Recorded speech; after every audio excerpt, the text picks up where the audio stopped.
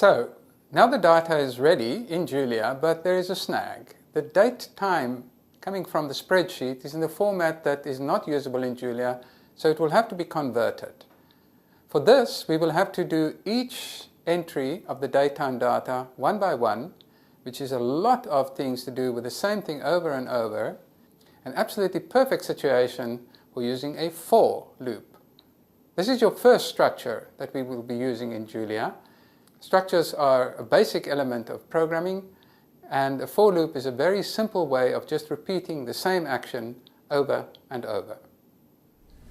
So what we want to do today is just to draw the data in a file and convert it so that we can use the elements of the file exactly for the purpose we want, which is to explore the data on the Ebola virus disease by using Julia's plotting commands. Of course, what we want to do at the start is repeat what we did in lecture 2, which is just to get all the data that we want, and it looks the same as it did last time. So the next step is to convert the strings in column 1 into a format that Julia can deal with as dates. This is a crucial step that one has to do when dealing with data, and very often the data come in a format that is unexpected.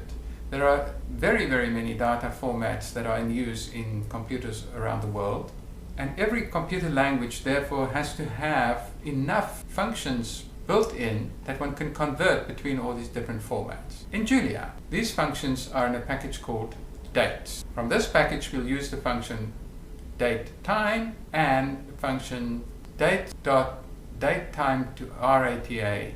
You might wonder, why is there a full stop for datetime to rata? The answer is that when you start up Julia, only a few of the functions in the package dates are visible. There are many functions that are available to you using the syntax dates.function name, and one of the functions that we want to use is in fact datetime to rata. And so to access that function we have to use this form where we give the package name dates, then a full stop, and then the function name datetime to rata. So the datetime function uses a format string to convert string data into Julia datetime data.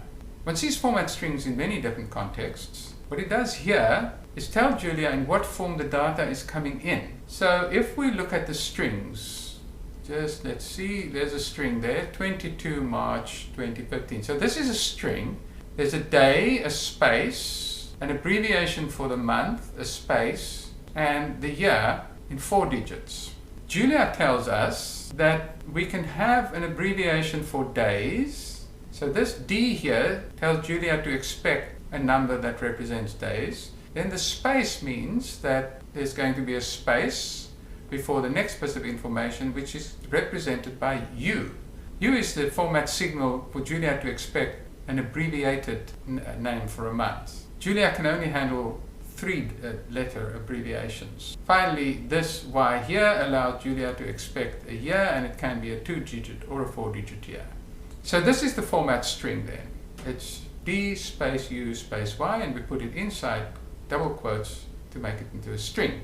To show you an example, we'll just take the entry in row 1, column 1, which if you remember is 25 November 2015, and because it's date time, it doesn't only give us the format for the day, but it also appends a time. There is no time information in here, and so the time is just 00000, and that is what Julia will add to all of the converted items in there.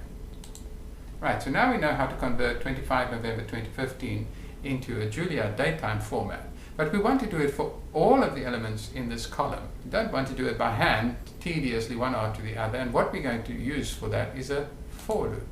Extremely important in programming, for loops are absolutely widespread and they get used all over the place. In Julia, many things that are vectorized in languages like Python and MATLAB are actually reverted back into for loops because they turn out to be faster in Julia. The structure of a for loop is quite simple. The outside of it is a for and an end. So you've got to type for, and then you have all the stuff of the for loop, and then you have the end. So exactly how many times the code block represented by these 3 dots here, how many times that is executed is determined by what we write in the for end part. So here we have two examples. In both cases we use println. Here we have a variable called num, and we have a range 3:7. Pay attention to how a range is specified using colon. We will see this again. This just prints the value of num. So as you remember, println, if we have a string like this, then this is literal, so it just prints num is now. And then this is the actual value of the variable. So that dollar indicates that we have to treat num as a variable, get its value, and print the value. Now we create something different. Values is now an array. It is an array with 3 elements. The first element is the number 23. The second element is the string. My name is not a name. And the last element is a character, the character aleph. And now we can loop over all of the elements in values. So we just say x takes these values one by one. First x is 23, then x is a string, and so on. And we can run those, and let's see what we get. So from 3 to 7, num is now 3, and 4, and 5, and 6, and 7. And then value is 23, my name is not a name, and aleph. So the first line of the for loop determines exactly what's going to happen, and there is no room for getting it wrong. The structure of the first line is for, and then a variable is assigned the value of an iterable. In fact, the values in the iterable object are assigned to variable one at a time as you move through the loop. So not all things in Julia are iterable, but they certainly include ranges created by the colon operator, and they also include parts of an array. In particular, any single dimension of an array is an iterable object. We then have to use assignment to get the values of the iterable object into the variable, and then we simply loop through the code using the current value for that variable. Okay, so now we know how to use a for loop, and now we're simply going to convert the column. Right, so now we're ready to convert the data in column 1 from string to datetime type. First, let's create a single variable with the elements in only the first column. So this is array slicing. This square bracket here tells us that we're going to take out of the array called wiki-ebd raw elements from column 1. That's what that 1 is doing there. And this column says it's going to be all the elements from column 1, and we're going to put it into a variable called col1. There it is. Now we can use a for loop to overwrite the data. So we don't really want, we already have the data in this format, of course, in wiki-ebd raw, but we want it in a different format. So we use this for loop. We want to apply the datetime function to every single element. So this is row 54 here, and then this is row 53, this is row 52. So we're going to go from row 1, I is first row 1, then I is row 2, then I is up to row 54, and what we're going to do is apply datetime to the current value, and then write the result where the current value was. So we're going to replace the string values over there with the datetime values. Let's just take a look at what we've got. So we have a single variable. It's an array, a one-dimensional array, so it makes a column, and it contains exactly the data that we wanted. It has this time 0 zeros, which is pursued by datetime. That's not particularly important. So in order to explore the epidemic, what we really want to be able to do is to plot the number of cases since the first piece of information we have, which is on the 22nd of March.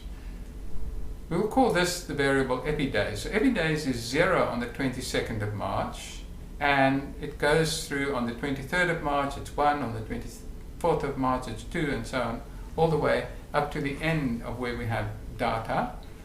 This is the concept of an epidemic day, which is simply the number of days since the start of an epidemic. The function that we will use is datetime to rata, and in order to see it, of course, you recall that we have to use dates.datetime to rata.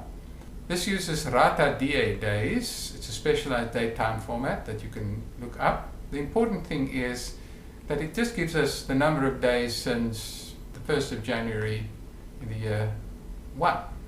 Let's just see an example. So this is the number of days since the 1st of January of the year 1 up to the 25th of November 2015. So the first thing we do is to get a function that tells us how many days have passed since the 22nd of March. So here is the number of days since the 1st of January year 1 at the on the 22nd of March, and then this is later on, and the difference of course is the number of days. So again we use a for loop running from I equals 1 to 54. Here is an initialization. We create epidays, and this is a good idea because basically your code will run better if the memory in which epidays is going to go has already been reserved. And that is effectively what we do with this assignment of this array to epidays. So we run through that for loop, and we now have the number of epidemic days. And what we can do now is we can overwrite the data in wiki-ebd raw column 1 with epidays, and we just assign. So here's a slice sampling on the left-hand side. This is what is going to receive the new variable. So what we've done is we've converted column 1 to epidays, and now we take epidays and we put it back into column 1. And then we can write to a new file the new version of the data. So we'll call this Wikipedia EBD dates converted.csv. Now, it's important to be clear how you write data to a delimited file. We want to use the delimiter comma, so that goes in at the end. We want to use the data wiki-ebd raw, which we've created here. So we mention that, and then we need to say where it's going to go. So the name of the file, the name of the variable, and then the delimiter. If you leave this out, default is that Julia uses tabs to distinguish between the different entries on one line. So now the data is completely ready for us to do plots, which is the subject of the next lecture.